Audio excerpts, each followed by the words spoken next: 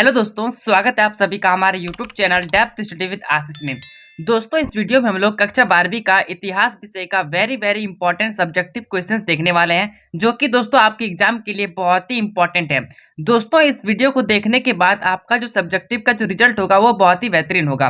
दोस्तों, मैं आपको बता दूं कि ये जो हिस्ट्री आपका सब्जेक्ट है, इसमें दोस्तों मैंने एमसीक्यू वीडियो ऑलरेडी कंप्लीट करा दिया है। यदि आपने इंपॉर्टेंट एमसीक्यू वीडियो को नहीं देखा है तो उसका लिंक आपको डिस्क्रिप्शन में मिल जाएगा। जाइए दोस्तों और एमसीक्यू सबको भी देख लीजिए, तभी दोस्तों आपका जो हिस्ट्री में रिजल्ट है वो बहुत ही बेहतरीन हो सकेगा। ठीक है, तो चलिए दोस्तों वीडियो को शुरू करते हैं। और यदि आप हमारे चैनल पर नए हैं तो चैनल को सब्सक्राइब कर लीजिए और जितना हो सके दोस्तों अपने दोस्तों के साथ शेयर कीजिए, क्योंकि दोस्तों ये सारे क्वेश्चन आपके लिए बहुत ही ज्यादा इंपॉर्टेंट है। ठीक है, तो चलिए दोस्तों वीडियो को शुरू करते हैं। दोस्तों, इस वीडियो में आपको साथ साथ बताते चलूंगा कि आपको जो है क्वेश्चन का आंसर लिखना कैसे है। ठीक है, चलिए शुरू करते हैं। सबसे पहला क्वेश्चन है दोस्तों कि कार्बन 14 विधि से आप क्या समझते हैं। ठीक है, कार्बन डेटिंग प्रणाली जो होती है दोस्तों, वो आपको यहाँ पे पूछा गया है, इसके बारे में आपको लिखना है। तो दोस्तों यहाँ पे बताया गया है, इसका आंसर देखिए कि तिथि निर्धारण की वैज्ञानिक विधि को कार्बन 14 विधि के नाम से जाना जाता है। जिस पदार्थ में कार्बन 14 की मात्रा जितनी कम होगी वह उतनी ही पुरानी मानी जाएगी। इसी के आधार पर प्राचीन सभ्यता की तिथि का निर्धारण किया जाता है। इसका मतलब दोस्तों ये हुआ कि अगर हमको कोई भी वस्तु मिलता है बहुत साल पुराना, लेकिन दोस्तों हमको पता नहीं चलता है कि वो कितना साल पुराना है, लेकिन दोस्तों ये जो कार्बन डेटिंग प्रणाली होती है, जो C14 होता है, C14, ठीक है, तो इसके जरिए दोस्तों हम लोग पता कर सकते हैं कि वो जो वस्तु होती है वो कितनी साल पुरानी है। ठीक है, और दोस्तों जिस वस्तु में जितना कार्बन 14 की मात्रा जितनी कम होगी उतनी ही दोस्तों वो जो है वस्तु क्या होगी ना, पुरानी होगी। ठीक है, तो इसलिए दोस्तों हम लोग जो है कार्बन डेटिंग प्रणाली के आधार पर C14 के आधार पर हम जो है किसी भी वस्तु का टाइम पीरियड निकाल सकते हैं कि ये कितना साल पुराना है। ठीक है, तो चलिए दोस्तों अब नेक्स्ट क्वेश्चन को समझते हैं। दोस्तों, यदि आपको हमारे टेलीग्राम ग्रुप से ज्वाइन होना है तो उसका लिंक आपको डिस्क्रिप्शन में मिल जाएगा। टेलीग्राम ग्रुप में दोस्तों वेरी इंपॉर्टेंट जो है डॉक्यूमेंट्स या फिर जो भी पीडीएफ होता है वो हम लोग प्रोवाइड करते हैं। ठीक है, तो चलिए नेक्स्ट क्वेश्चन को समझते हैं। दोस्तों यहाँ पे क्वेश्चन नंबर 2 है कि स्थायी बंदोबस्त क्या है। तो दोस्तों यहाँ पे आंसर देखिए कि स्थायी बंदोबस्त क्या होता है। बंगाल में स्थायी बंदोबस्त 1793 में लागू किया गया था। इस अवस्था में भूमि जमींदारों को स्थायी रूप से दी जाती थी और उन्हें एक निश्चित धनराशि सरकारी कोष में जमा करनी पड़ती थी। मतलब दोस्तों यहाँ पे क्या बताया गया है कि ये जो स्थायी बंदोबस्त है वो सबसे पहले बंगाल में जो है लागू किया गया था। कब लागू किया गया था दोस्तों, यहाँ पे आपको दिख रहा होगा 1793 में। ठीक है, और इसमें क्या होता है कि ये जो जमींदार होता है उन लोग क्या करता है ना, किसानों के साथ टैक्स लेता है। कैसे, चलिए आगे देखते हैं। इससे जमींदारों को कानूनी तौर पर मालिकाना अधिकार मिल गया। अब वे जो है किसानों से मनमाना लगान लेते थे, मतलब दोस्तों टैक्स लेते थे। ठीक है, और उस टैक्स को लेने के पश्चात क्या करते थे कि इस अवस्था से सरकार को लगान के रूप में बधी बाधाई धनराशि मिल जाती थी। मतलब दोस्तों यहाँ पे बताया गया है कि जो जमींदार होता था वो जमींदार जो है किसान के साथ टैक्स लेकर वो जो है किसको देता था ना, अंग्रेज अधिकारियों को देता था। अंग्रेज अधिकारी मतलब ईस्ट इंडिया कंपनी को सौंपता था। ठीक है, यहाँ पे दोस्तों आगे बताया गया है कि इस अवस्था से नए जमींदारों का जन्म हुआ, जो शहर में बड़े बड़े बंगालों में और तरह तरह की सुख सुविधाओं के साथ रहते थे। गांव में उनके कारिंदे किसानों तक पर तरह तरह के अत्याचार करके भूमि कर ले जाते थे। ठीक है, और जमींदार को किसानों के दुख सुख से कोई लगाव नहीं था। तो दोस्तों इसमें बस यही बताया गया है कि जो जमींदार होता था वो किसानों से टैक्स लेता है और उसके बाद दोस्तों जो है अपना ईस्ट इंडिया कंपनी को जो है सौंप देता था उन लोग, और इसी व्यवस्था को क्या बोला जाता है ना, स्थायी बंदोबस्त बोला जाता है। ठीक है, चलिए नेक्स्ट क्वेश्चन को समझते हैं। यहाँ पे दोस्तों नेक्स्ट क्वेश्चन यहाँ पे पूछा गया है कि पुरातत्व से आप क्या समझते हैं। तो यहाँ पे मैंने इसका आंसर नहीं लिखा है, क्योंकि दोस्तों इसका आंसर मैं आपको बताऊंगा कि इसका आंसर क्या होगा। ठीक है, सबसे पहले दोस्तों ये जो पुरातत्व है ये दो शब्द से बनकर बना है। ठीक है, एक हुआ पुरा, ठीक है, और एक हुआ दोस्तों तत्व। ठीक है, दोनों का मतलब अलग अलग होता है। ये जो दोस्तों पूरा आप देख पा रहे हैं, ये पूरा का अर्थ होता है पुराना, और ये तत्व मतलब होता है वस्तु। मतलब दोस्तों कोई भी पुराना वस्तु, ठीक है, कोई भी पुराना वस्तु जिस स्थान से मिलता है, ठीक है, जो वस्तु आपको मिल रहा है पुराना वस्तु, उसी को दोस्तों क्या कहा जाता है ना, पुरातत्व कहा जाता है। ठीक है, आशा करता हूँ आपको बहुत ही अच्छे से समझ में आ गया होगा। चलिए दोस्तों नेक्स्ट क्वेश्चन को समझते हैं। यहाँ पे दोस्तों नेक्स्ट क्वेश्चन है जो कि आपके एग्जाम के लिए वेरी इंपॉर्टेंट है। ये क्वेश्चन दोस्तों आपके एग्जाम में 5 नंबर में पूछा जाने का पूरी संभावना है। ठीक है, यहाँ पे दोस्तों क्वेश्चन पूछा गया है कि मौर्यकालीन इतिहास के प्रमुख स्रोतों का संक्षिप्त विवरण दे। मतलब दोस्तों जो मौर्य साम्राज्य था, हम सभी को पता है मौर्य साम्राज्य की स्थापना जो है चंद्रगुप्त मौर्य द्वारा की गई थी। ठीक है, तो दोस्तों ये जो मौर्य कालीन है इसमें क्या क्या स्रोत मिला है, उस स्रोत के बारे में हम लोग को यहाँ पे लिखना है। ठीक है, तो सबसे पहले दोस्तों हम लोग इस तरह का एक हेडिंग देंगे कि मौर्यकालीन इतिहास के प्रमुख स्रोतों का विवरण निम्नलिखित है। ठीक है, उसके बाद दोस्तों 1 पॉइंट 2 पॉइंट करके जो है इसका आंसर लिखेंगे। सबसे पहला पॉइंट है कि मेगास्थनीज की इंडिका। मतलब दोस्तों मेगास्थनीज के द्वारा जो इंडिका किताब लिखा गया है, ठीक है, उस किताब में क्या बताया गया है कि मौर्यकालीन भारत के विषय में ज्ञान प्राप्त करने के लिए मेगास्थनीज द्वारा रचित इंडिका एक महत्वपूर्ण ग्रंथ है, जिसमें तत्कालीन शासन व्यवस्था, सामाजिक, राजनीतिक, आर्थिक व्यवस्था पर महत्वपूर्ण विवरण मिलता है। मतलब दोस्तों जो इंडिका किताब है, इस इंडिका किताब में हम लोग को जो है मौर्य साम्राज्य का शासन के बारे में जानकारी मिलता है, समाज के बारे में जानकारी मिलता है, राजनीतिक के बारे में और अर्थव्यवस्था के बारे में भी जानकारी मिलता है। मतलब दोस्तों ये जो इंडिका बुक है, वो इंडिका बुक दोस्तों हम लोग के लिए बहुत ही ज्यादा इंपॉर्टेंट है मौर्य साम्राज्य को जानने के लिए। ठीक है, चलिए नेक्स्ट को देखते हैं। नेक्स्ट यहाँ पे बताया गया है कौटिल्य का अर्थशास्त्र। दोस्तों आप यहाँ पे कमेंट कीजिए, ये जो कौटिल्य है इसका दूसरा नाम क्या है।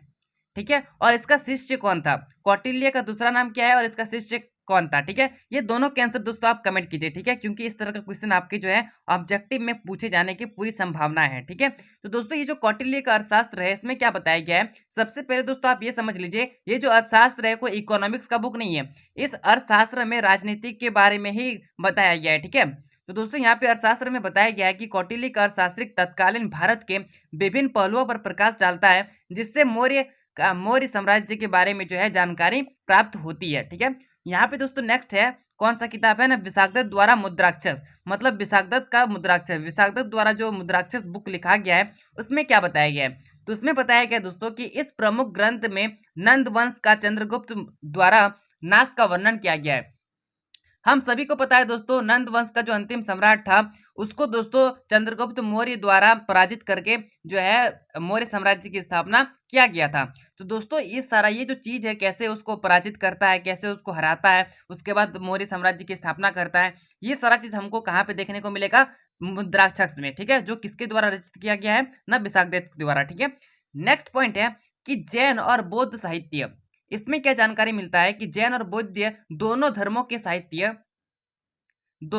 के साहित्य में तत्कालीन समाज, राजनीति आदि के बारे में जो है जानकारी प्राप्त होती है। और अंतिम में दोस्तों अशोक के अभिलेख। ठीक है, आपको पता होगा मौर्य साम्राज्य का एक बहुत ही महत्वपूर्ण, ताकतवर, बुद्धिमान शासक जो है वो अशोक था। ठीक है, तो स्थान स्थान पर लगे अशोक के अभिलेख से भी मौर्यकालीन प्रशासन, धर्म, समाज व्यवस्था, अर्थव्यवस्था आदि पर प्रकाश पड़ता है। तो दोस्तों यदि आपको पता होगा कि जो अशोक है ये दोस्तों कलिंग युद्ध के बाद धम्म को अपनाया था। किसको अपनाया था दोस्तों ना, धम्म को अपनाया था। ठीक है, मैं यहाँ पे लिख देता हूँ, धम्म को अपनाया था। तो दोस्तों इस धम्म का अर्थ क्या होता है, इसका अर्थ क्या होता है दोस्तों आप कमेंट कीजिए। ठीक है, अर्थ क्या होता है कमेंट कीजिए। और दोस्तों मैं आपको फिर से याद दिला देता हूँ, यदि आपने हिस्ट्री का वेरी इंपॉर्टेंट एमसीक्यू वीडियो को नहीं देखा है तो दोस्तों उसका लिंक आपको डिस्क्रिप्शन में मिल जाएगा। यदि आपको हिस्ट्री में अच्छा रिजल्ट करना है तो दोस्तों आप एमसीक्यू वीडियो को भी जरूर देखें। ठीक है, चलिए नेक्स्ट क्वेश्चन को समझते हैं।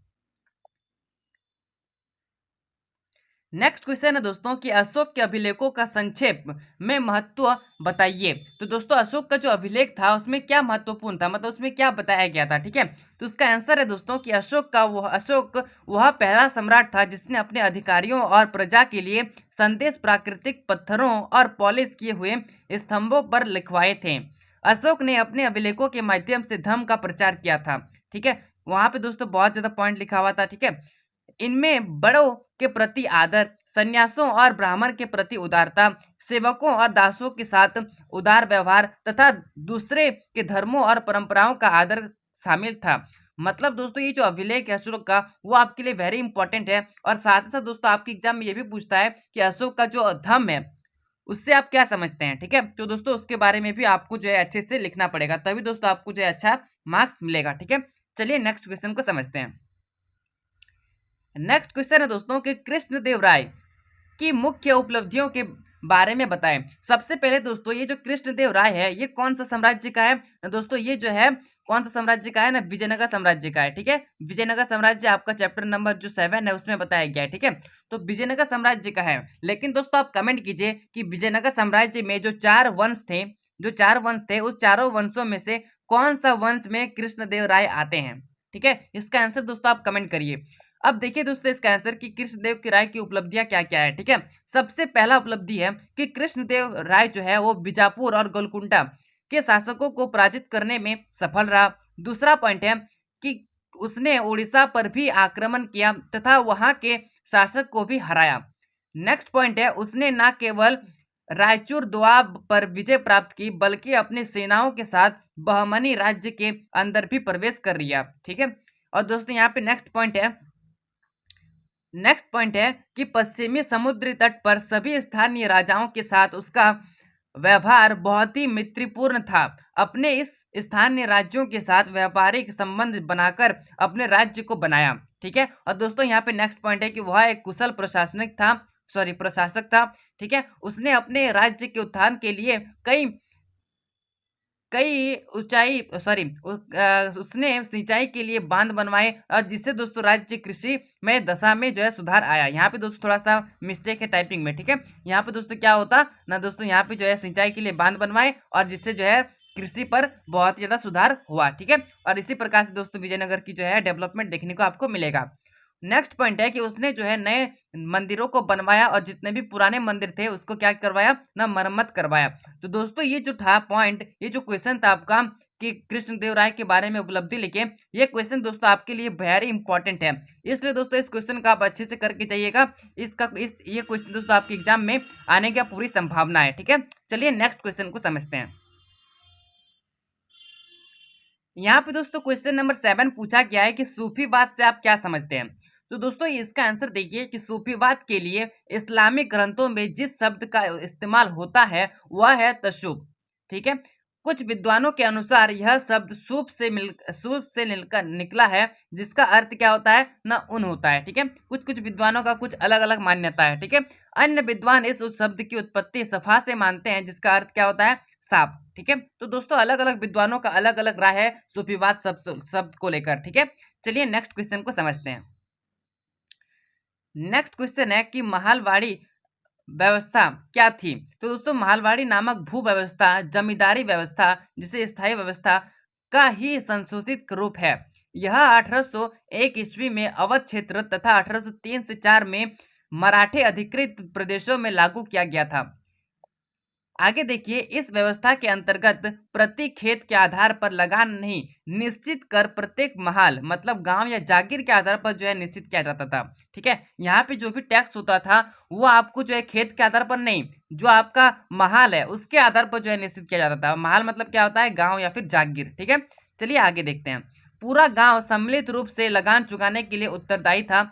इस व्यवस्था में भूमि पर व्यक्तिगत स्वामित्व नहीं रहता था बल्कि समस्त गांव का रहता था और इसलिए इसे क्या कहा जाता है ना महालवाड़ी व्यवस्था कहा जाता है। क्यों? क्योंकि इसमें जो है पूरा गांव जो है टैक्स चुकाता था। ठीक है दोस्तों, चलिए नेक्स्ट क्वेश्चन को समझते हैं।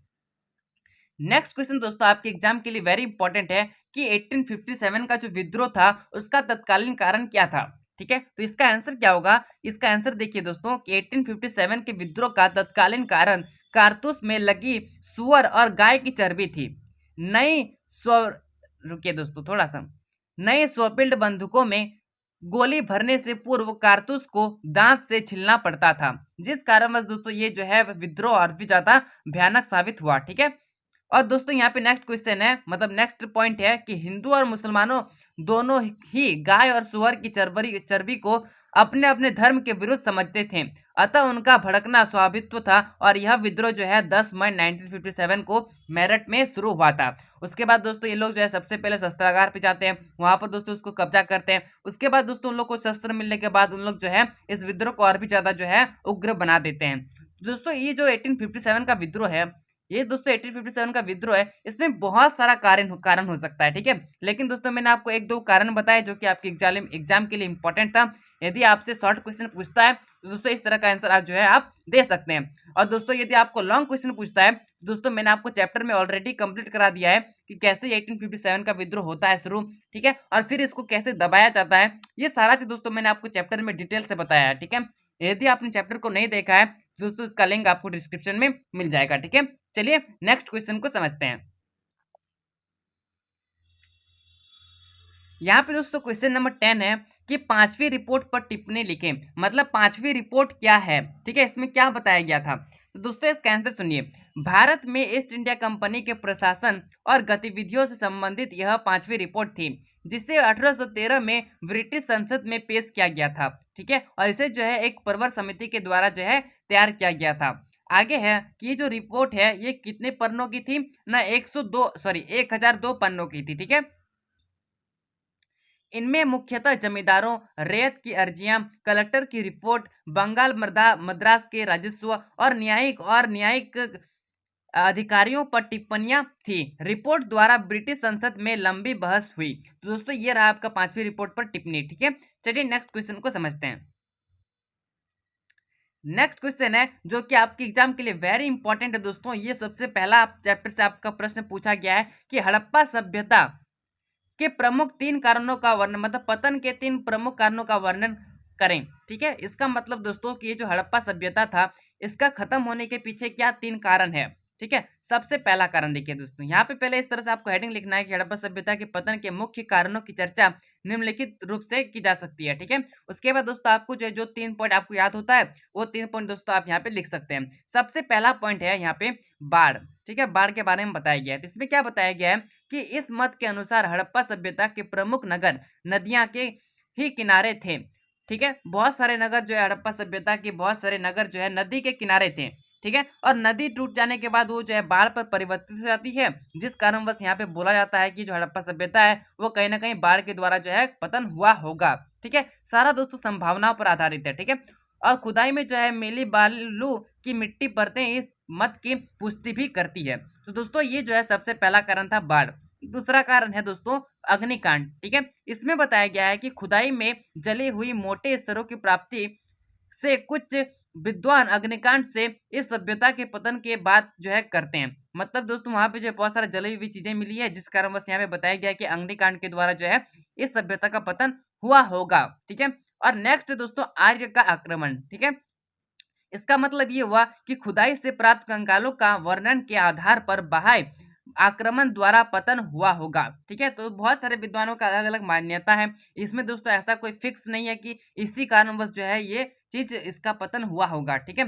दोस्तों आप यहाँ पे कमेंट कीजिए, ये जो आर्य थे, ये जो दोस्तों आर्य थे, इस आर्यों का क्या मतलब क्या भाषा था, ये इन लोग के द्वारा जो दोस्तों कौन सा सभ्यता बसाया गया था, ठीक है। ये दोनों चीज के आंसर दोस्तों आप कमेंट करिए। देखिए दोस्तों आप यदि आपने चैप्टर को अच्छे से पढ़ा है तो दोस्तों इसका आंसर आप कमेंट कर पाइएगा, ठीक है।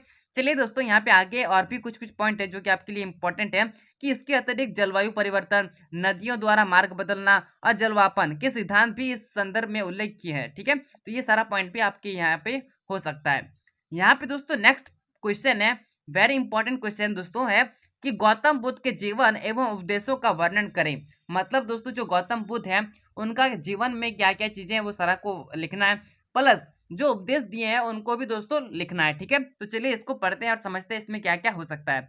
सबसे पहला यहाँ पे आंसर सुनिए, गौतम बुद्ध बौद्ध धर्म के प्रवर्तक थे। उनका जन्म 563 ईसा पूर्व में शाक्य नामक क्षत्रिय कुल में कपिल वस्तु के निकट नेपाल की तराई में अवस्थित लुम्बिनी में हुआ था, ठीक है। इनका पिता सुद्धोधन कपिल वस्तु के निर्वाचित राजा और गणतांत्रिक शाक्यों के प्रधान थे। इनके बचपन का नाम सिद्धार्थ था। सबसे पहले दोस्तों यहाँ पे मैंने आपको क्या क्या बताया कि इनका जन्म कब हुआ था, 563 ईसा पूर्व में। इनका जो है पिता का नाम क्या है ना, शुद्धोधन है, ठीक है। इनका जन्म कहाँ हुआ है ना, नेपाल में हुआ है, ठीक है। नेपाल के अंदर जाइएगा तो यहाँ पे दोस्तों आप देख सकते हैं, ठीक है। और इनका बचपन का नाम क्या है दोस्तों ना, सिद्धार्थ है, ठीक है। चलिए नेक्स्ट पॉइंट को समझते हैं। यहाँ पे आगे बताया गया है गौतम बुद्ध के बारे में कि बचपन से ही बुद्ध जो है वो चिंतनशील व्यक्ति थे। इनका मन सांसारिक भोग विलास में नहीं लगता था। इनका विवाह यशोधरा से हुआ था। मतलब दोस्तों इनकी वाइफ का नाम क्या है ना, यशोधरा, ठीक है। आगे में बताया गया है कि इनका एक पुत्र भी था जिसका नाम क्या था दोस्तों ना, राहुल था, ठीक है, राहुल। आगे बताया गया है एक बार इन्होंने एक वृद्ध, एक रोगी और एक मृत व्यक्ति को देखा था, ठीक है। मैंने आपको बताया था वो जो है चार दृश्य को देखता है, जिसके बाद दोस्तों अंतिम में जो है एक सन्यासी को देखने के बाद उनका जो जीवन है वो परिवर्तित हो जाता है, ठीक है। ये दोस्तों मैंने आपको चैप्टर में बताया था, ठीक है। इन दृश्यों के इन दृश्यों ने इनके मन में वैराग्य उत्पन्न कर दिया। 29 वर्ष की उम्र में इन्होंने घर छोड़ दिया। ठीक है, 29 वर्ष में दोस्तों ये जो है अपना घर को त्याग कर देते हैं और इसे क्या कहा जाता है, इसे दोस्तों जो है महाविनय विनिष्क्रमण, ठीक है, ये चीज कहा जाता है। जब दोस्तों ये घर छोड़ते हैं 29 वर्ष की आयु में, तब दोस्तों इसको क्या कहा जाता है ना, इसको दोस्तों कहा जाता है, यहाँ पे दोस्तों देख पा रहे होंगे आप कि महाविनिष्क्रमण। ठीक है, महाविनिष्क्रमण। आगे देखिए दोस्तों, यहाँ पे बताया गया है कि ये ज्ञान की प्राप्ति के लिए जगह जगह भटकते रहे। अंत में 35 वर्ष की उम्र में बोधगया में एक पीपल के वृक्ष के नीचे उन्होंने ज्ञान प्राप्त हुआ। मतलब दोस्तों इनको ज्ञान प्राप्ति कहाँ पे हुई थी ना, बोधगया में। ठीक है, उसके बाद दोस्तों तब से वो बुद्ध कहलाए। ठीक है, अर्थात जो है प्रज्ञावान कहलाने लगे। उन्होंने अपना पहला धार्मिक प्रवचन वाराणसी के निकट सारनाथ में दिया था, जिसे क्या कहा जाता है, धर्म चक्र प्रवर्तन कहा जाता है। ठीक है, आपके एग्जाम के लिए दोस्तों इंपॉर्टेंट है ये दोस्तों, आपके एग्जाम में शॉर्ट क्वेश्चन के रूप में आ सकता है कि धर्म चक्र प्रवर्तन क्या है। ठीक है, तो इसका आंसर दोस्तों आपको यहाँ पे दिख रहा होगा। ठीक है, आगे सुनिए दोस्तों कि वे जो है लगभग 45 वर्षों तक अपने धर्म का प्रचार करते रहे एवं समकालीन सभी वर्ग के लोग उनके शिष्य बने। और उसके बाद दोस्तों 483 ईसा पूर्व में पूर्वी उत्तर प्रदेश में कुशीनगर नामक स्थान पर उनकी मृत्यु हो गई और इस घटना को क्या कहा जाता है न, महापरिनिर्वाण कहा जाता है। ठीक है, चलिए आगे बढ़ते हैं। यहाँ पे दोस्तों आगे है कि गौतम बुद्ध व्यवहारिक सुधारक थे। अब दोस्तों यहाँ पे जो है आपको उपदेश देखने को मिलेगा। ठीक है, वे आत्मा और परमात्मा से संबंधित निरर्थक वाद विवादों से दूर रहे और उन्होंने दोनों के अस्तित्व से इनकार किया। ठीक है, दोनों के अस्तित्व से इनकार किया। उन्होंने कहा कि संसार जो है वो दुखमय और इस दुख के कारण तृषा है। यदि काम, लालसा, इच्छा एवं तृषा पर विजय प्राप्त कर ली जाए तो निर्वाण प्राप्त हो जाएगा, जिसका अर्थ क्या है ना, जिसका अर्थ है जन्म एवं मृत्यु के चक्र से मुक्ति मिल जाएगी। ठीक है, तो दोस्तों यहाँ पे जो है आपको क्या देखने को मिल रहा है, गौतम बुद्ध का उपदेश। ठीक है, आगे सुनिए। गौतम बुद्ध ने निर्वाण की प्राप्ति का साधन अष्टांगिक मार्गों को माना है। ये 8 साधन क्या है ना, सम्यक दृष्टि, सम्यक संकल्प, सम्यक वाक, सम्यक कर्म, सम्यक आजीवक, ठीक है, आजीव, सम्यक व्यायाम, सम्यक स्मृति और सम्यक समाधि। ठीक है, ये अष्टांग मार्ग हैं। नेक्स्ट दोस्तों कि इन्होंने जो है कहा कि ना तो अत्यधिक विलाप करना चाहिए और ना ही अत्यधिक संयम ही बरतना चाहिए। वे मार्ग के प्रसंग थे। उन्होंने सामाजिक आचरण के कुछ नियम निर्धारित किए, जैसे कि हो गया पराये धन का जो है लोभ नहीं करना चाहिए, हिंसा नहीं करना चाहिए, नशे का सेवन नहीं करना चाहिए, झूठ नहीं बोलना चाहिए और दोस्तों दुराचार से दूर रहना चाहिए। तो ये रहा दोस्तों गौतम बुद्ध का उपदेश और जीवनी। ठीक है, आपको आशा करता हूँ आपको जो है बहुत ही डिटेल से अच्छे से समझ में आ गया होगा। अब दोस्तों गौतम बुद्ध के बारे में किसी भी प्रकार का क्वेश्चन यदि आपके एग्जाम में पूछता है, चाहे वो शॉर्ट क्वेश्चन हो या फिर लॉन्ग क्वेश्चन हो या फिर ऑब्जेक्टिव भी क्वेश्चन क्यों ना हो, तो वो सारे क्वेश्चन को दोस्तों आप जो है हैंडल कर पाइएगा। ठीक है, चलिए नेक्स्ट क्वेश्चन को समझते हैं।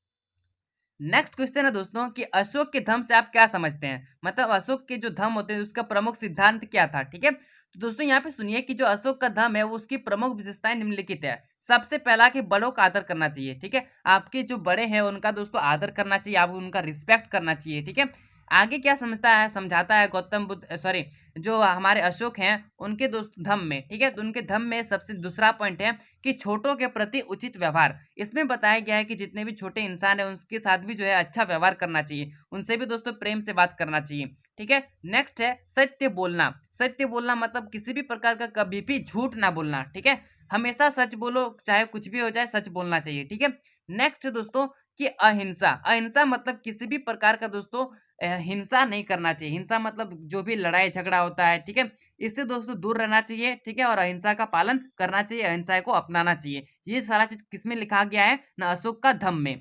नेक्स्ट है दोस्तों पवित्र जीवन। मतलब दोस्तों आपका जो जीवन है उसमें किसी भी प्रकार का कोई भी गलत चीज का दाग नहीं लगना चाहिए। आप जो अपना जीवन को इतना अच्छे से बनाइए कि आपको जो है सबको इनाम करे, आपका रिस्पेक्ट करे। ठीक है, और नेक्स्ट पॉइंट है कि शुभ कार्य, कोई भी ऐसा गलत काम ना करिए जिससे दोस्तों आपका बदनामी हो, आपका जो है इंसल्ट हो। ठीक है, नेक्स्ट है कि सच्चे रीति रिवाज। मतलब दोस्तों जो भी आपका रीति रिवाज है उस पर दोस्तों आप जो है अच्छे से लगिए, मतलब उसका पालन जरूर कीजिए। ठीक है, और अंतिम है दोस्तों धार्मिक सहनशीलता। इसका मतलब ये हुआ कि आप जिस भी धर्म को अपनाते हैं, जिस भी धर्म को मानते हैं, इस धर्म को दोस्तों तो मानिए, लेकिन दोस्तों जिस धर्म को आप नहीं मानते हैं उस धर्म को दोस्तों आप क्या कीजिए ना, रिस्पेक्ट कीजिए, ठीक है।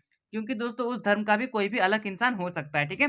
तो किसी भी धर्म को दोस्तों कुछ भी गलत नहीं बोलना चाहिए। जो धर्म है वो सही है, सबकी जगह में अपने अपनी जगह में सब कुछ सही है, ठीक है। तो दूसरे धर्म को भी जो है रिस्पेक्ट कीजिए। चलिए आगे बढ़ते हैं।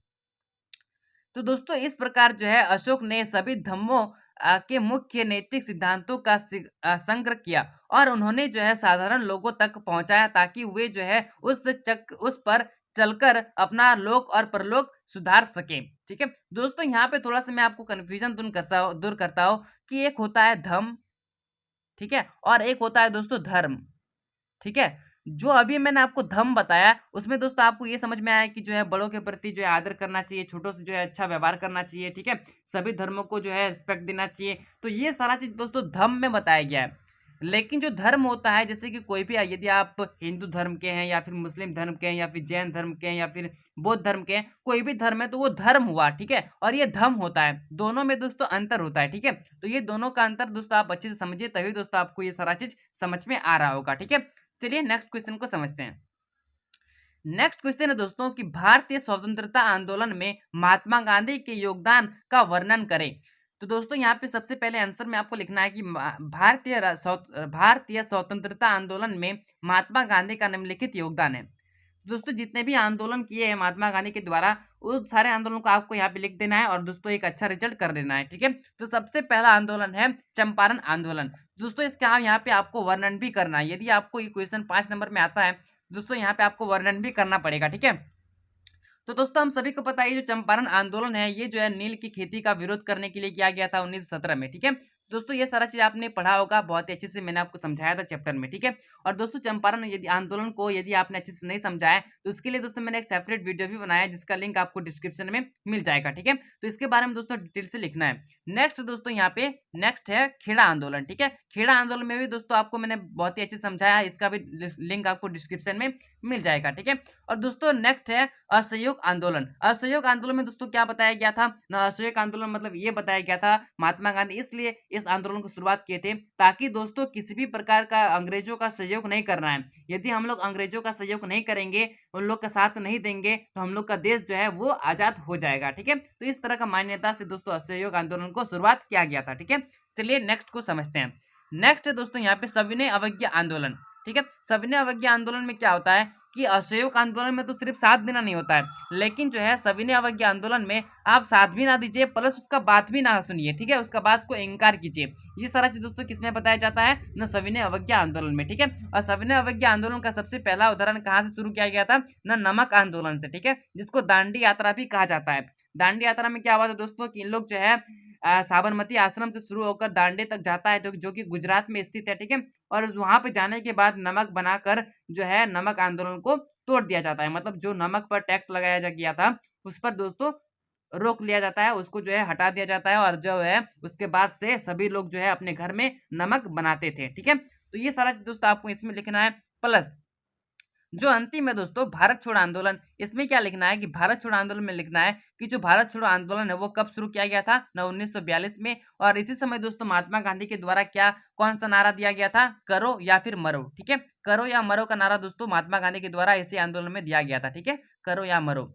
तो दोस्तों आशा करता हूँ ये सारा चीज आपको समझ में आ रहा होगा। आपको डिटेल्स लिखना है, कैसे लिखना है, ये सारा चीज दोस्तों मैं आपको डिटेल से बताते चल रहा हूँ, ठीक है। तो दोस्तों आशा करता हूँ ये सारा चीज आपको समझ में आ रहा होगा। समझ में आ रहा है दोस्तों तो वीडियो को लाइक कीजिए, चैनल को सब्सक्राइब कीजिए और जितना हो सके दोस्तों अपने दोस्तों के साथ शेयर कीजिए ताकि उनका भी रिजल्ट जो है वो एक अच्छा हो सके, ठीक है। और दोस्तों अंतिम प्रश्न है जो कि आपके एग्जाम के लिए वेरी इंपॉर्टेंट है कि हड़प्पा सभ्यता की विशेषता का वर्णन करें। तो दोस्तों हड़प्पा सभ्यता की विशेषता का वर्णन निम्नलिखित है। इस तरह सबसे पहले आपको हेडिंग देना पड़ेगा, ठीक है। उसके बाद जो भी आप विशेषता लिख रहे हैं उसको दोस्तों लाइन बाय लाइन लिखना है और उसका वर्णन करना है, ठीक है। यदि आपको ये क्वेश्चन 5 नंबर में आता है दोस्तों आपको वर्णन करना ही पड़ेगा, ठीक है। क्यों? क्योंकि दोस्तों आपके क्वेश्चन में बताया गया है साफ साफ कि वर्णन करें, ठीक है। तो सबसे पहला विशेषता हम लोग यहाँ पे लिख रहे हैं जल निकासी प्रणाली, ठीक है। तो दोस्तों यहाँ पे इसमें क्या लिखेंगे कि जल निकासी प्रणाली, ये जल निकासी प्रणाली कैसी थी हड़प्पा सभ्यता में। तो दोस्तों इसमें लिखना है कि जो हड़प्पा सभ्यता के लोग होते थे वो दोस्तों अपने नाली सड़क जो उनका गली होता था उसमें वो लोग नाली बनाते थे और नाली बनाते थे तो उसमें जो है नाले के ऊपर ढक्कन भी रखते थे ताकि दोस्तों कल दिन यदि नाली जाम हो जाए या फिर गंदा हो जाए तो दोस्तों उस ढक्कन को हटाकर उस नाली को साफ किया जाए, ठीक है। और उस नाली में दोस्तों जो भी घर का पानी होता था वो निकलता था और वो पानी दोस्तों सड़क के जो बड़े-बड़े नाली होते थे उससे मिल जाते थे और वो पानी जो दोस्तों सड़क से शहर से बाहर चला जाता था, ठीक है। तो ये था आपका जल निकासी प्रणाली। नेक्स्ट है दोस्तों नगर नियोजन। नगर नियोजन में क्या बताया गया है कि नगर नियोजन में बताया गया है कि जो मतलब जो नगर होता था वो किस तरह से बसता था। तो दोस्तों मैंने आपको चैप्टर में बताया था एक शब्द, वो शब्द है ग्रिड पद्धति, ठीक है। ग्रिड पद्धति पे जो है हड़प्पा सभ्यता के नगर जो है बसाया गया था। उसका मतलब ये होता है दोस्तों कि ये जो घर होते थे, वो जो गली होता था वो समकोण डिग्री पर कटता था, ठीक है। समकोण डिग्री पर कटता था और घर जो है इस तरह से होता था, ठीक है। तो ये चीज दोस्तों मैंने आपको डिटेल से चैप्टर में समझाया था। नेक्स्ट है दोस्तों विशाल स्नानागार। विशाल स्नानागार दोस्तों मैंने आपको समझाया था कि जो विशाल स्नानागार था उसका उपयोग किसमें होता था, ना जो भी पूजा पाठ होता था, ठीक है, जो भी अनुष्ठान का कार्य होता था उसमें दोस्तों जो है विशाल स्नानागार का जो है उपयोग होता था। प्लस में दोस्तों जो स्नानागार होता था उसके जो दोस्तों उत्तर और दक्षिण साइड में जो है क्या होती थी ना, सीढ़ियाँ होती थी उतरने के लिए, ठीक है। और दोस्तों जो छोटे बच्चे होते थे उनके लिए कम गड्ढे होते थे और जो बड़े होते थे उनके लिए दोस्तों ज्यादा गड्ढा उसमें होता था, ठीक है। और साथ ही साथ दोस्तों वो जो है जो आपका स्नानागार था उसके साइड में दोस्तों एक जो है रूम मिला है। इसका उपयोग इसलिए किया जाता है कि वहां पे जो है ड्रेस चेंज करने के लिए शायद उसका उपयोग किया जाता होगा। तो ये सारा चीज दोस्तों आपको चैप्टर में मिलेगा, ठीक है। मैंने आपको डिटेल से बहुत ही बेहतरीन ढंग से समझाया। यहाँ पे दोस्तों आपको समझ में आ गया तो बहुत ही अच्छी बात है।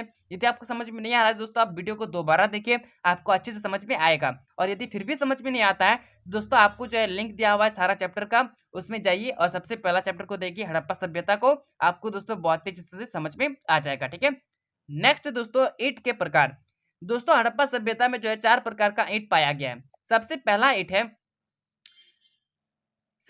ईंट है दोस्तों आपका जो है कौन सा ईंट है ना, इस तरह का एंगल में, ठीक है, मतलब दोस्तों समतल, ठीक है। आपको समझ में आ रहा होगा, मतलब आयत के आकार में मिला है सबसे पहला ईंट, ठीक है। सबसे पहला ईंट जो है आयत के आकार में मिला है। इसका उपयोग इसलिए क्या किस इसका उपयोग किस में होता था ना, कोई भी अगर हमको समतल क्षेत्र बनाना है उसमें दोस्तों जो है इस ईंट का उपयोग होता था। दूसरा ईंट था दोस्तों टी प्रकार का, ठीक है। टी प्रकार का सबसे पहला मैंने बताया आयत, दूसरा टी प्रकार का, ठीक है। टी प्रकार में क्या होता था कि जो भी सीढ़ी बनाया जाता था तो उसमें इसका प्रयोग होता था। तीसरा है दोस्तों एल टाइप का। एल मतलब जो कोना में दिया जाता था उस तरह का ईंट जो है इसमें उपयोग होता था। और दोस्तों अंतिम है 4 नंबर में, वो है दोस्तों आपका नोकदार ईंट, जो कि दोस्तों कुआं बनाने में उसका उपयोग होता था। तो दोस्तों आशा करता हूँ ये जो है विशेषता आपको बहुत ही डिटेल से समझ में आ गया होगा, ठीक है। और दोस्तों अंतिम यहाँ पे बताया गया है गृह स्थापत्य कला। गृह स्थापत्य कला मतलब दोस्तों घर कैसे बनाया जाता था। तो दोस्तों जब भी हम लोग घर घुसते थे तो दोस्तों वहाँ पे आपको एक दीवार देखने को मिलता था, चाहे आप दाएं ओर की तरफ से घुसे या फिर बाएं ओर की घुसे, ठीक है। घुसने के पश्चात दोस्तों वहां पे एक आंगन मिलता था, ठीक है, आंगन मिलता था। और साइड साइड में दोस्तों आपको जो है घर देखने को मिलता था, ठीक है। और दोस्तों आपको साइड में ये भी देखने को मिलता था कि नहाने के लिए जो यहाँ पे एक बाथरूम बनाया जाता था, ठीक है। और दोस्तों जो भी चीजें होती थी ये सारा चीज दोस्तों मैंने आपको बहुत ही अच्छे से समझा दिया है, ठीक है। तो आशा करता हूँ दोस्तों हड़प्पा सभ्यता का जो विशेषता था वो आपने डिटेल से समझ लिया है। जितना भी दोस्तों मैंने आपको सब्जेक्टिव क्वेश्चन करवाया वो सारे सब्जेक्टिव क्वेश्चन आपको बहुत ही बेहतरीन ढंग से समझ में आ गया होगा। और दोस्तों अब जो है दोस्तों आपका रिजल्ट के लिए, आपका जो हिस्ट्री का रिजल्ट है दोस्तों उसके लिए दोस्तों आप तैयार हो गए हैं, आपके एग्जाम के लिए आप तैयार हो चुके हैं। अब दोस्तों आपका हिस्ट्री का रिजल्ट बहुत ही बेहतरीन होने वाला है। तो दोस्तों अब जाइए अच्छे से, एकदम बेस्ट ऑफ लक आपके एग्जाम के लिए। आशा करता हूँ अब जो है आप एक अच्छा इसका रिजल्ट कीजिएगा और रिजल्ट करने के बाद दोस्तों आप कमेंट करिएगा कि आपका रिजल्ट कितना हुआ था। तो दोस्तों चलिए अब मिलते हैं नेक्स्ट वीडियो में नेक्स्ट पार्ट के साथ, तब तक के लिए जय हिंद जय भारत।